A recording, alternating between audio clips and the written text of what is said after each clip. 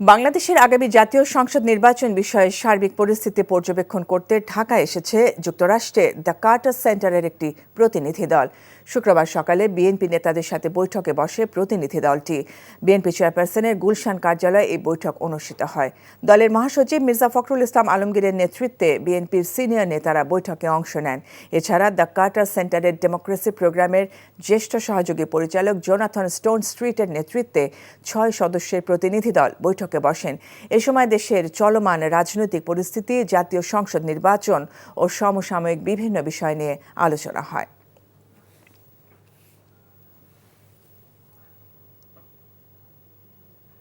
রাতভর অভিযান শেষে শুক্রবার ভোরে হত্যাসহ একাধিক মামলার আসামি নারায়ণগঞ্জ সিটি কর্পোরেশনের সাবেক মেয়র সেলিনা হায়াৎ আইভীকে তার বাড়ি থেকে গ্রেফতার করেছে পুলিশ। পরে তাকে আদালতের মাধ্যমে কারাগারে পাঠানো হয়েছে। তারেক স্বপনের ক্যামেরায় নারায়ণগঞ্জ প্রতিনিধি বিল্লাল হোসেন রবিনের পাঠানো তথ্য ছবিতে জীবন আহমেদের ডেস্ক রিপোর্ট। নারায়ণগঞ্জ সিটি কর্পোরেশনের সাবেক মেয়র ও জেলা আওয়ামী লীগের সিনিয়র সহসভাপতি ডাক্তার সেলিনা হায়াৎ আইভীকে গ্রেপ্তার করতে বৃহস্পতিবার সন্ধ্যায় নগরীর দেওভোগ এলাকার বাসায় যায় পুলিশ। খবর পেয়ে আইভীর সমর্থকরা বাড়িটির সামনে অবস্থান নেন এবং দুইটি সড়কে 10 থেকে 15টি পয়েন্টে বাঁশ দিয়ে অবরোধ করেন।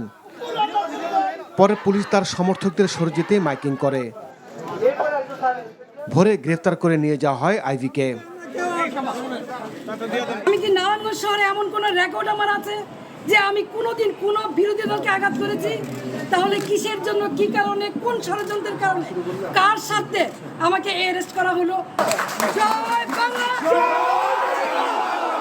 শুক্রবার সকাল 10টায় আইভীকে নারায়ণগঞ্জ সিনিয়র জুডিশিয়াল ম্যাজিস্ট্রেট আদালতে হাজির করা হলে বিচারক মনিউদ্দিন কাদের তাকে কারাগারে পাঠানোর নির্দেশ দেন। বৈষম্য বিরোধী আন্দোলনের সময় নারায়ণগঞ্জের সিদ্দিরগঞ্জ ও ফতুল্লা থানায় হত্যা এবং হত্যা চেষ্টা সহ 5টি মামলা রয়েছে বলে জানিয়েছে পুলিশ। গতকাল রাতে আমাদের একটি অভিযান ছিল। আমাদের সাবেক সিটি কর্পোরেশন মেয়র আইবির রহমান, তার বাসায় আমরা অভিযান চালাই এবং ভোরবেলা তাকে গ্রেপ্তার করতে সক্ষম হই। তার নামে সিদ্দিরগঞ্জ থানায় 3টি হত্যা মামলা এবং ফতুল্লা থানায় একটি আদার্স সেকশন মামলা রুজু আছে। আমরা সিদ্দিরগঞ্জ থানায় একটি হত্যা মামলা তাকে গ্রেপ্তার দেখিয়েছি। এর আগে আইভীকে গ্রেফতার করে নিয়ে যাওয়ার সময় দুর্বৃত্তরা পুলিশের গাড়ি লক্ষ্য করে ইটপাটকেল নিক্ষেপ করে। জীবন আহমেদ, এনটিভি নিউজ ডেস্ক। ঈদুল আজহাকে সামনে রেখে কোরবানির বাজার ধরতে নারায়ণগঞ্জে ব্যাপক প্রস্তুতি নিয়েছেন পশু খামারিরা। প্রাকৃতিক উপায়ে গবাদি পশু মোটাতাজাকরণের পাশাপাশি আগেভাগেই শুরু হয়েছে বেচা বিক্রি। জেলায় এবার 500 কোটি টাকার কোরবানির পশু বিক্রির আশাবাদ প্রাণী সম্পদ বিভাগের।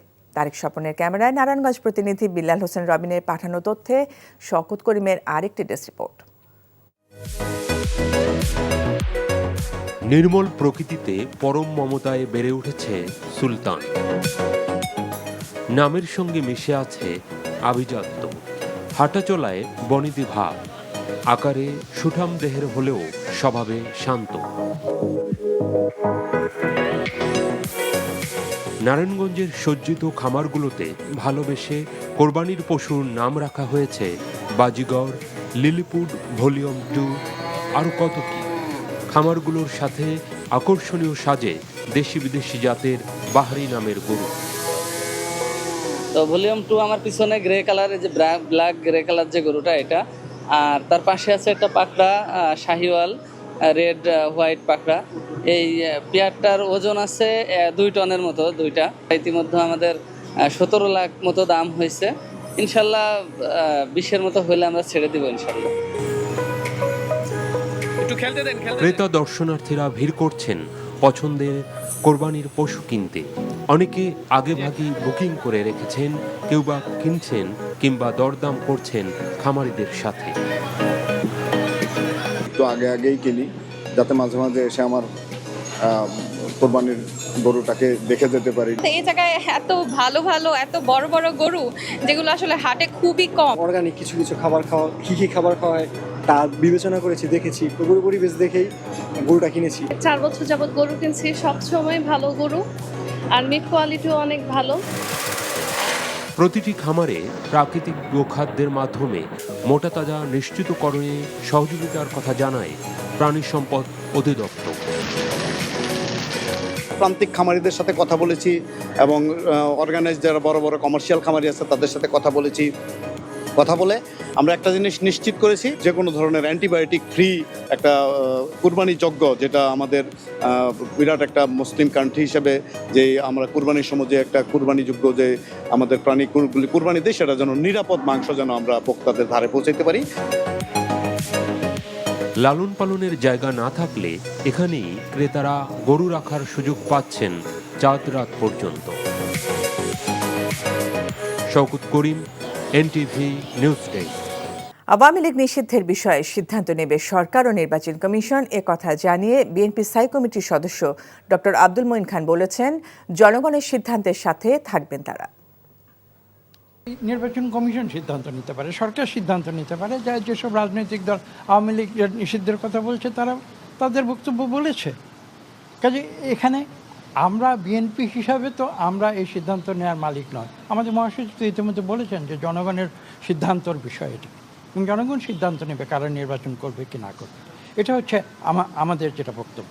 তার সঙ্গে আমি নিজেরও একটি বক্তব্য যোগ করছি। আপনি আমাকে জিজ্ঞাসা করেছেন আওয়ামী লীগ নির্বাচনে আসবে কি আসবে না, বা তাদেরকে গ্রহণ করা হবে কি হবে না, বা তাদের নিষিদ্ধ করা হবে কি হবে না। আমি যদি বলি যে এই প্রশ্নটা আওয়ামী লীগকে কেন জিজ্ঞাসা করেন না? তারা কি আসলেই নির্বাচন করতে চায়? তারা কি আসলেই গণতন্ত্র চায়? সেটা তো আওয়ামী লীগকে বলতে হবে। আওয়ামী লীগকে তো আজকে পর্যন্ত 9 মাস চলে গেছে, একজন আওয়ামী লীগারকে আজকে পর্যন্ত দেখাতে পারবেন যে যারা বলেছে যে তারা দীর্ঘ 15 বছর ধরে এই মানুষের উপরে জুলুম করেছে, ফ্যাসিস্ট কায়দায় এদেশকে তছনছ করে দিয়েছে, লুটপাট করে নিয়েছে, তারা ভুল করেছে, তারা ক্ষমা স্বীকার করছে বাংলাদেশের মানুষের কাছে। নাটোরে পরীক্ষামূলকভাবে উৎপাদন করা হয়েছে বায়োফিশ ফিড। খামারে উৎপাদিত প্রোটিন সমৃদ্ধ পোকার সাথে খৈল, চিটাগুড়, ট্রাইকোডার্মা সহ নানা প্রাকৃতিক উপাদানের সংমিশ্রণে তৈরি করা হয়েছে মাছের খাবার। এর ফলে বাজারে প্রাপ্ত ফিশ ফিডের তুলনায় প্রায় অর্ধেক খরচে সম্ভব হবে মাছ চাষ। এছাড়া বায়োফিশ ফিড মানবদেহের জন্য সম্পূর্ণ নিরাপদ ও স্বাস্থ্যকর বলে দাবি উদ্ভাবকের। নাটোর থেকে হালিম খানের পাঠানো রিপোর্ট। দীর্ঘ গবেষণার মাধ্যমে নিরাপদ বায়োফিশ ফিড উদ্ভাবন করেছেন জীববিজ্ঞানী ডক্টর GNM ইলিয়াস। নাটোরে তার গবেষণা খামারে এই বায়োফিশ ফিড উৎপাদন করে ইতোমধ্যেই পরীক্ষামূলক সফলতা পেয়েছেন তিনি। এই ফিড পুকুরে ব্যবহারে মাছের প্রধান খাবার প্লাঙ্কটন উৎপাদন বৃদ্ধি করে, আর নবায়নযোগ্য খাবার হওয়ায় পানির জৈব উপাদান বৃদ্ধি করে। এর ফলে মাছের পাশাপাশি হাঁসের খাবার তৈরি হয়। বাজারে প্রচলিত মাছের খাবারের চেয়ে ব্যাপক সাশ্রয়ী ও নিরাপদ হওয়ায় মাছ চাষিদের জন্য নতুন দুয়ার খুলে দেবে বলে মনে করেন উদ্ভাবক। ফিশ ফিড ইনোভেশন করার চেষ্টা করছি, করে ফেলেছি। আমরা যেভাবে সাকসেস হয়েছি তাতে বাজারে প্রচলিত যে ফিশ ফিড আছে তার তুলনায় দাম অর্ধেক পড়বে, ব্যবহারে ভালো হবে, পানি ভালো থাকবে, এনভায়রনমেন্ট ভালো থাকবে। স্থানীয় কিছু মৎস্য চাষী পরীক্ষামূলকভাবে তাদের পুকুরে বায়োফিশ ফিড ব্যবহার করে সফলতা পেয়েছেন বলে জানান। ফিশ ফিডটা দেওয়ার পরে প্রচুর পরিমাণে আমরা সবুজ প্লাঙ্কটন তৈরি হচ্ছে পুকুরে, মাছের প্রচুর খাবার তৈরি হচ্ছে। 40 কেজিতে 800 থেকে 900 টাকা খরচ পড়ে। এটা আমাদের কৃষক লাভবান হতে পারে। বর্তমানে যে ফিডটা ব্যবহার করা হচ্ছে পুকুরে, তার তুলনায় আমাদের এই ফিশ ফিডটা খুবই সাশ্রয়ী এবং মাছের স্বাস্থ্যের জন্য খুবই ভালো। বায়োফিশ ফিডের বাণিজ্যিক ব্যবহার মাছ চাষে যেমন সমৃদ্ধি আনবে, তেমনি মানবদেহের ঝুঁকি শূন্যের কোটায় নামিয়ে আনতে সক্ষম হবে বলে আশা গবেষণা সংশ্লিষ্টদের। NTV news desk. Awami League নিষিদ্ধ হবে কি না সে সিদ্ধান্ত নেয়ার মালিক বিএনপি নয় বলে মন্তব্য করেছেন বিএনপির স্থায়ী কমিটির সদস্য ডক্টর আব্দুল মঈন খান। আর আওয়ামী লীগ যদি কচ্ছপের মতো মাথা বের করতে চায় তাহলে ভুল করবে। অতীত কৃতকর্মের জন্য আওয়ামী লীগকে প্রায়শ্চিত্ত করতে হবে বলেছেন দলটির স্থায়ী কমিটির আরেক সদস্য doctor AZM Zahid Hossain. Iftekhar Reza report. BNP chairperson কার্যালয়ে যুক্তরাষ্ট্রের দ্য কার্টার সেন্টারের প্রতিনিধি দলের সাথে বৈঠক শেষে গণমাধ্যমের সাথে কথা বলেন ডক্টর আব্দুল মঈন খান। বলেন, আওয়ামী লীগ নিষিদ্ধের বিষয়ে সিদ্ধান্ত জনগণ, নির্বাচন কমিশন ও সরকার নেবে। নির্বাচন কমিশন সিদ্ধান্ত নিতে পারে, সরকার সিদ্ধান্ত নিতে পারে। যেসব রাজনৈতিক দল আওয়ামী লীগ নিষিদ্ধের কথা বলছে তারা তাদের বক্তব্য বলেছে। কাজে এখানে আমরা বিএনপি হিসাবে তো আমরা এই সিদ্ধান্ত নেওয়ার মালিক নয়। আমাদের মহাসচিব তো ইতিমধ্যে বলেছেন যে জনগণের সিদ্ধান্তর বিষয় এটি, জনগণ সিদ্ধান্ত নেবে কারা নির্বাচন করবে কি না করবে। তো আজকে পর্যন্ত 9 মাস চলে গেছে, একজন আওয়ামী লীগারকে আজকে পর্যন্ত দেখাতে পারবেন যে যারা বলেছে যে তারা দীর্ঘ 15 বছর ধরে এই মানুষের উপরে জুলুম করেছে, ফ্যাসিস্ট কায়দায় এদেশকে তছনছ করে দিয়েছে, লুটপাট করে নিয়েছে, তারা ভুল করেছে, তারা ক্ষমা স্বীকার করছে বাংলাদেশের মানুষের কাছে, তারা আজকে জনগণের মতামত নিয়ে নির্বাচন করতে। আওয়ামী লীগের একটি লোকও কি তা বলেছে? বলেনি। এই বিষয়টি এদিকে জাতীয় প্রেস ক্লাবে প্রবাসী রেমিটেন্স যোদ্ধাদের ভোটাধিকার প্রতিষ্ঠা, দেশ বিদেশে প্রবাসীদের সম্পদ রক্ষা ও আগামী নির্বাচন শীর্ষক মতবিনিময় সভায় ডাক্তার AZM জাহিদ হোসেন বলেন, আওয়ামী লীগের পালিয়ে যাওয়া নতুন নয়। কোনো অবস্থাতে পতিত স্বৈরাচারের কোনো উস্কানি ও পার্শ্ববর্তী দেশের চাপে আপোস করা যাবে না।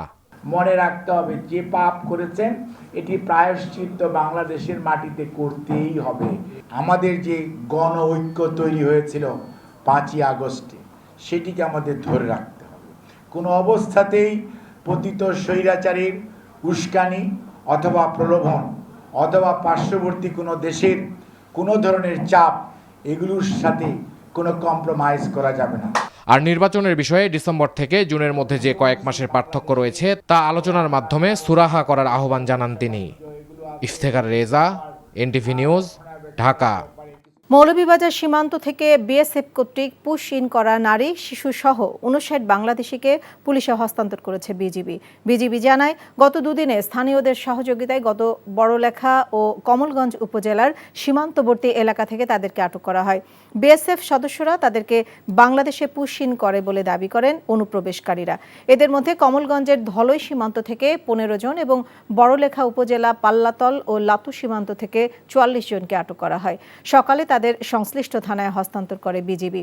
তারা নড়াইল, খুলনা, বাগেরহাট সহ বিভিন্ন জেলার বাসিন্দা। জিজ্ঞাসাবাদ শেষে তাদেরকে স্বজনদের কাছে হস্তান্তরের কথা রয়েছে। বাজারে সবজির দাম এখনো চড়া, 50 টাকার নিচে নেই কোনো সবজির দাম। তবে কমতির দিকে রয়েছে মুরগির মাংসের দাম। ব্রয়লার মুরগি বিক্রি হচ্ছে 170 থেকে 80 টাকা কেজি দরে। এছাড়া নতুন চাল আসায় কমছে চালের দাম। আর ক্রেতারা বলছেন, মধ্যবিত্তরা বাজারে এখনো স্বস্তি খুঁজে পাচ্ছেন না। রিপোর্ট কায়কুবাদ মাহমুদের। গেল শীতের মৌসুম সহ রমজানে সবজির দামে ক্রেতারা ছিলেন স্বস্তিতে, তবে সেই স্বস্তি এখন অনেকটাই ফিকে। মোহাম্মদপুরের টাউন হল বাজারে কোনো সবজি নেই 50 টাকার নিচে। পেঁপে কেজি বিক্রি হচ্ছে 80 টাকায়, আর বেগুন মানভেদে 60 থেকে 80 টাকা কেজি। কাঁচামরিচ 80 টাকা কেজি, টমেটো 50 টাকা কেজি, লাউ 70 টাকা পিস, পেঁপে 80 টাকা কেজি। প্রত্যেকটা সবজির দাম বাড়তি। বাজারের জিনিসপত্রের যে পরিমাণ দাম, এটা যারা মধ্যবিত্ত শ্রেণীর লোক তাদের জন্য এই দামটা সহনীয় পর্যায়ে না। তেলের গায়ে রেট আছে 175 টাকা, নিচে 190 টাকা। ঠিক আছে, এরপরে সে বলতেছেন কি আমার এটা পুরানা, সেই কারণে যে আমি এখন 190 টাকা বেচি। চালের দাম রেকর্ড ছুঁয়ে গেল সপ্তাহ থেকে কিছুটা কমতির দিকে। সরু চালের দাম আরও কমে বিক্রি হচ্ছে কেজি 80 থেকে 90 টাকায়। নতুন চাল উঠতেছে তো চালের দাম কমতেছে, সব চাল আগের মতে আছে, শুধু মিনিকেট চালের দামটা কমতেছে আর কি। বাজার মানে অন্য জিনিসে অনেক দাম, ঠিক আছে, দুধের দাম বেড়ে গেছে। মধ্যবিত্তের তো আসলে অবশ্যই বাইরে। মুরগির মাংসের দামে কিছুটা স্বস্তিতে ক্রেতারা। সোনালী কেজি বিক্রি হচ্ছে 270 থেকে 80 টাকায়, দেশি মুরগির কেজি 660 থেকে 80 টাকা। তবে বিক্রি বেশ কম বলে জানান বিক্রেতারা। দামটা আগে ছিল 180-90 টাকা, এখন একটু কমছে, এখন আমরা বিক্রি করতেছি 70 টাকা। আগে শুক্রবার এলে বাজার ঢুকার চান্স পাওয়া গেছে না, অনেক কাস্টমারের জিগায় মাল কৌতূহল বসত আছে, ঘটনা কি কম খান খেলে গা সামনে সময় খারাপ টাকা পকড়ারাই। গরুর মাংস আগের মতোই 750 টাকা কেজি, খাসি বিক্রি হচ্ছে 1200 টাকা কেজি দরে। এছাড়া মাছের বাজারে রুই মাছ আকার ভেদে 300 থেকে 400 টাকা কেজি, আর ছোট ইলিশ কেজি বিক্রি হচ্ছে 1200 টাকায়। Kaikobad Mahmud, NTV news, Dhaka. আওয়ামী লীগ নিষিদ্ধের দাবি গুরুত্বের সঙ্গে বিবেচনা করছে সরকার। প্রধান উপদেষ্টার ভেরিফাইড ফেসবুক পেজে দেয়া এক বিবৃতিতে এ তথ্য জানানো হয়। বিবৃতিতে বলা হয়, সম্প্রতি বিভিন্ন রাজনৈতিক দল, সংগঠন ও জনগণের পক্ষ থেকে স্বৈরশাসন ও সন্ত্রাসী কার্যক্রমের অভিযোগে আওয়ামী লীগ নিষিদ্ধ করার যে দাবি উঠেছে তা সরকার গুরুত্বের সঙ্গে বিবেচনা করছে। এ ব্যাপারে সরকার রাজনৈতিক দলগুলোর সঙ্গে ইতোমধ্যে যোগাযোগ স্থাপন করেছে, তাদের সঙ্গে আলোচনা করে দ্রুত সিদ্ধান্ত গ্রহণ করবে। এক্ষেত্রে আওয়ামী লীগের নেতা ও সমর্থকদের সন্ত্রাসী কার্যক্রমের বিষয়ে জাতিসংঘের প্রতিবেদন সরকার বিবেচনায় রাখছে। সে পর্যন্ত সকলকে ধৈর্য ধারণ করার আহ্বান জানানো হয়। বিবৃতিতে বলা হয়, ইতোমধ্যে সরকার জনদাবির প্রতি সম্মান জানিয়ে সন্ত্রাসী সংগঠন ছাত্রলীগকে নিষিদ্ধ করেছে। এছাড়া সরকারের পক্ষ থেকে মানবতাবিরোধী অপরাধের সঙ্গে জড়িত সংগঠনের বিরুদ্ধে ব্যবস্থা গ্রহণের জন্য আন্তর্জাতিক অপরাধ আদালত আইনে প্রয়োজনীয় সংশোধনী আনার উদ্যোগ নেওয়া হয়েছে। জুলাই আগস্ট অভ্যুত্থানে গণহত্যাকারী আওয়ামী লীগের বিচার নিশ্চিত করা ও দলটির রাজনীতি নিষিদ্ধের দাবিতে প্রধান উপদেষ্টার বাসভবন, রাষ্ট্রীয় অতিথি ভবন যমুনার সামনে অবস্থান নিয়ে বিক্ষোভ কর্মসূচি পালন করছে বিক্ষুব্ধ ছাত্র জনতা ও বিভিন্ন রাজনৈতিক দলের নেতাকর্মীরা। রাতভর অবস্থানের পর সকাল থেকেই সেখানে বিক্ষোভ শুরু করে হোটেল ইন্টারকন্টিনেন্টালের উত্তর পূর্ব পাশে অবস্থান নিয়েছেন বিক্ষুব্ধ ছাত্র জনতা। নিরাপত্তার স্বার্থে প্রধান উপদেষ্টার কার্যালয়ের চারপাশের সড়কে ব্যারিকেড দিয়েছে পুলিশ। তামজিদ সুমনের রিপোর্ট।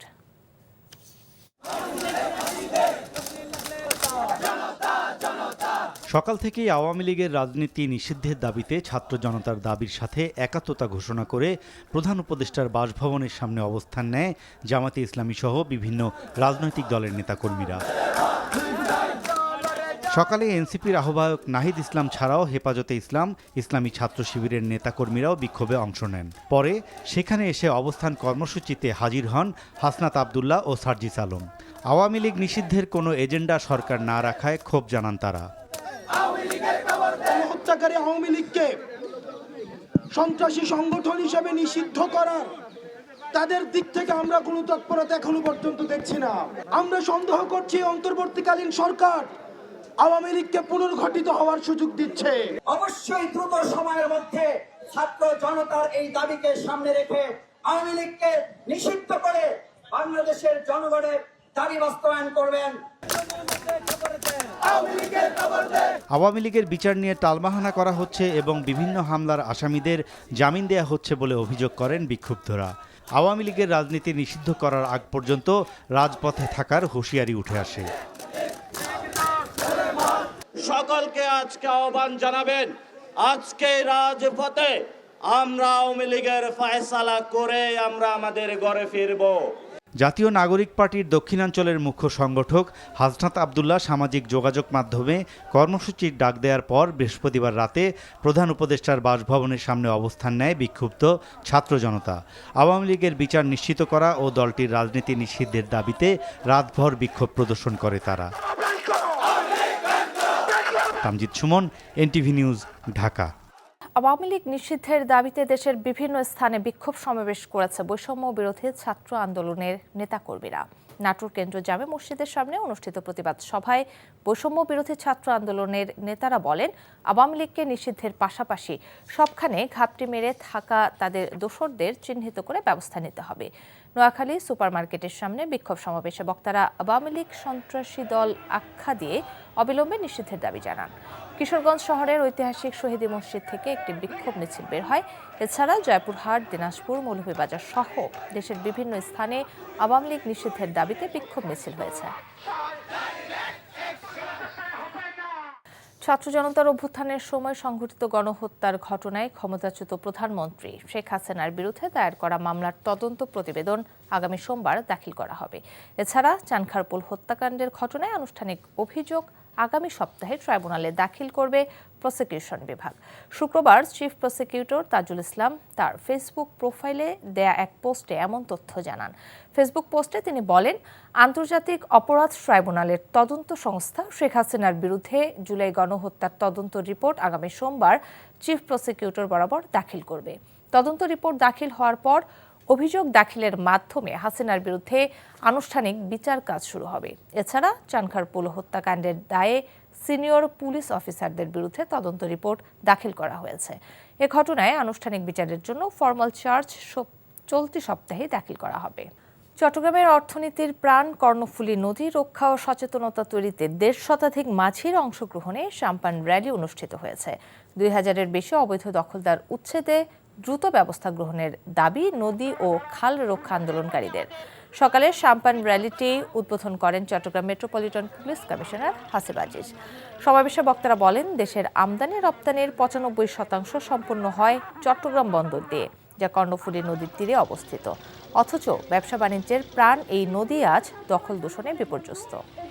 পাবনার সুজানগরে পদ্মা নদী থেকে অবৈধ বালু উত্তোলন বন্ধের দাবিতে মানববন্ধন ও বিক্ষোভ সমাবেশ করেছে এলাকাবাসী।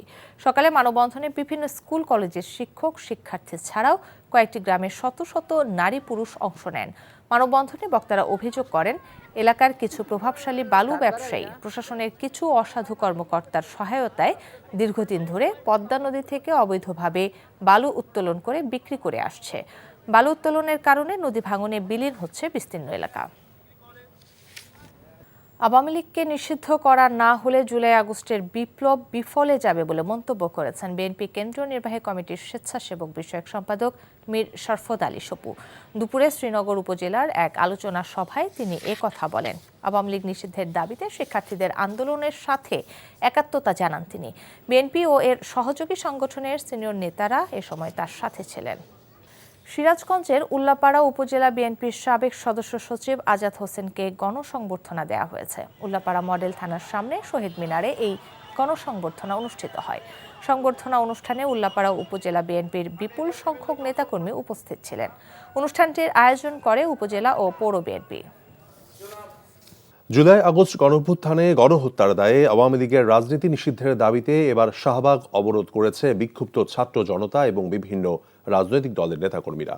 নিষিদ্ধের ঘোষণা না দেয়া পর্যন্ত রাজপথ না ছাড়ার হুঁশিয়ারি দিয়েছেন গণঅভ্যুত্থানের নেতারা। নূর হোসেনের রিপোর্ট। গণঅভ্যুত্থান পরবর্তী দেশে শহীদদের রক্তের সঙ্গে বেইমানি না করে পিলখানা হত্যাকাণ্ড, শাপলা ও জুলাই গণহত্যার দায়ে আওয়ামী লীগের রাজনীতি নিষিদ্ধের দাবিতে এবার শাহবাগ অবরোধ করেছে বিক্ষুব্ধ ছাত্র জনতা। মিছিল নিয়ে অবরোধে সংহতি জানিয়েছে জামায়াতে ইসলামী, ইসলামী ছাত্র শিবির, হেফাজতে ইসলাম, ইসলামী আন্দোলন সহ বিভিন্ন রাজনৈতিক ও সামাজিক সংগঠনের নেতাকর্মীরা। এর আগে একই দাবিতে প্রধান উপদেষ্টার বাসভবন যমুনার সামনে প্রায় 24 ঘন্টা অবস্থান কর্মসূচি পালন করে ছাত্র জনতা। সেখান থেকে অবিলম্বে আওয়ামী লীগের রাজনীতি নিষিদ্ধের দাবি জানান গণঅভ্যুত্থানের নেতারা। আওয়ামী লীগকে সন্ত্রাসী সংগঠন উল্লেখ করে দলটি নিষিদ্ধের ঘোষণা ছাড়া রাজপথ না ছাড়ার আহ্বান জানান জাতীয় নাগরিক পার্টির মুখ্য সংগঠক হাসনাত আব্দুল্লাহ। আরো যদি 1 মাস প্রয়োজন হয়, 1 বছরও প্রয়োজন হয়, আওয়ামী লীগকে নিষিদ্ধ না করা পর্যন্ত আমরা এই ময়দান ছাড়ব না। এদিকে কেন্দ্রীয় শহীদ মিনারে আত্মপ্রকাশের পরপরই আওয়ামী লীগ নিষিদ্ধের দাবিতে সংহতি জানিয়ে শাহবাগ অবরোধে যোগ দেয় ইউনাইটেড পিপলস বাংলাদেশ ইউপিবি। নূর হোসেন, এনটিভি নিউজ, ঢাকা। দর্শক, শাহবাগ এলাকায় আছেন আমাদের সিনিয়র করেসপন্ডেন্ট আপেল শাহরিয়ার, যাচ্ছি তার কাছে। আপেল, ছাত্র জনতার বিক্ষোভ এখন কোন পর্যায়ে রয়েছে?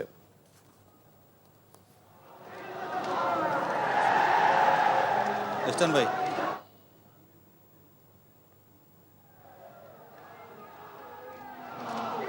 আওয়ামী লীগ নিষিদ্ধের দাবিতে উত্তাল শাহবাগ। বিকেলের পর থেকেই যে শাহবাগ চত্বরে বিভিন্ন জায়গা থেকে ছাত্র জনতা এখানে এসে উপস্থিত হয়েছে এবং সময় যত গড়াচ্ছে সংখ্যা ততই বাড়ছে। মূলত বেশ কয়েকজনের সঙ্গে আমরা কথা বললাম যে এই যে একটি সুযোগ, অর্থাৎ 9 মাস পেরিয়ে গেলেও আওয়ামী লীগ নিষিদ্ধের বিষয়ে সরকারের পক্ষ থেকে কোনো ধরনের সিদ্ধান্ত বা আলোচনার বিষয়গুলো না আসার কারণে সেটি ক্ষোভ জানিয়েছেন। এমন একটি সুযোগ হয়েছে, আবার যেহেতু সবাই ঐক্যবদ্ধ হয়েছেন আওয়ামী লীগ নিষিদ্ধের দাবিতে, তারা বলছেন যে সরকার থেকে ঘোষণা না আসা পর্যন্ত তাদের যে এই কর্মসূচি, অবস্থান কর্মসূচি, তারা চালিয়ে যাবেন।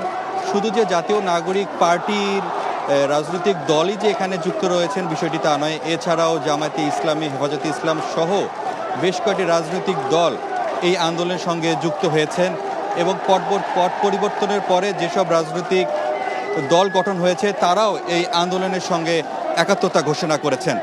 বলে রাখি যে আজকে কিন্তু সবচেয়ে বেশি তাপমাত্রা এবছর, এজন্য ছাত্র শিবির মেডিকেল ক্যাম্প গঠন করেছেন, অর্থাৎ যারা যদি অসুস্থতা বোধ করেন তাহলে এই ক্যাম্প থেকে তারা চিকিৎসা নিতে পারবেন।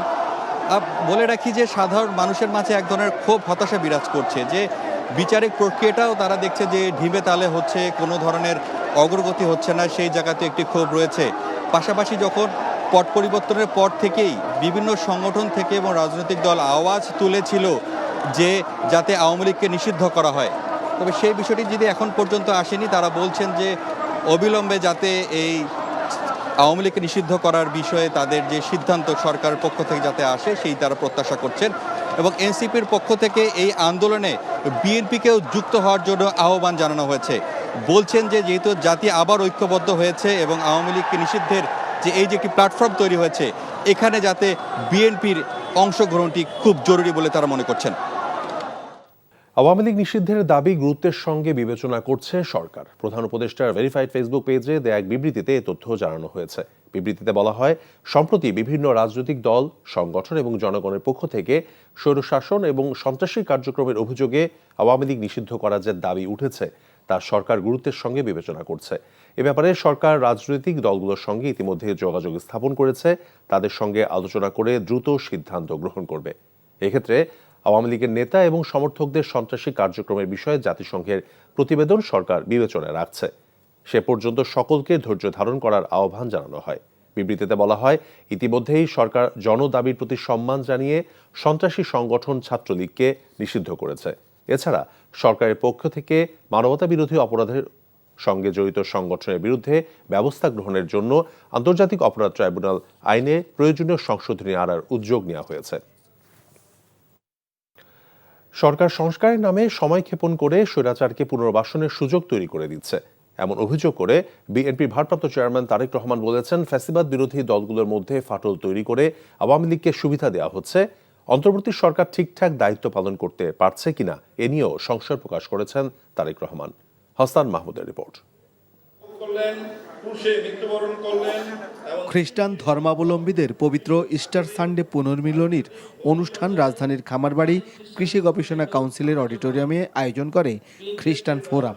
লন্ডন থেকে অনুষ্ঠানে অনলাইনে যুক্ত হয়ে বিএনপির ভারপ্রাপ্ত চেয়ারম্যান তারেক রহমান সমসাময়িক প্রসঙ্গ টেনে বলেন, অন্তর্বর্তী সরকারের প্রতি বিএনপির সমর্থন থাকলেও তাদের সাম্প্রতিক কর্মকাণ্ড জনমনে সংশয় সৃষ্টি করেছে। মানুষের মধ্যে কিন্তু ধীরে ধীরে সংশয় সৃষ্টি হচ্ছে। একজন সাবেক রাষ্ট্রপতি বিমানবন্দর দিয়ে চলে গিয়েছে দেশ ছেড়ে। সরকার নাকি তার এই দেশ ত্যাগের ব্যাপারে কিছুই জানে না। প্রত্যেকের মনে প্রশ্ন উঠেছে, প্রত্যেকে প্রশ্ন করছে, তাহলে অন্তর্বর্তীকালীন সরকার জানেটা কি? সংস্কার সহ নানা ইস্যু নিয়ে বিলম্ব করে সরকার ফ্যাসিবাদ বিরোধী ঐক্যে ফাটল সৃষ্টি করছে বলেও অভিযোগ তারেক রহমানের।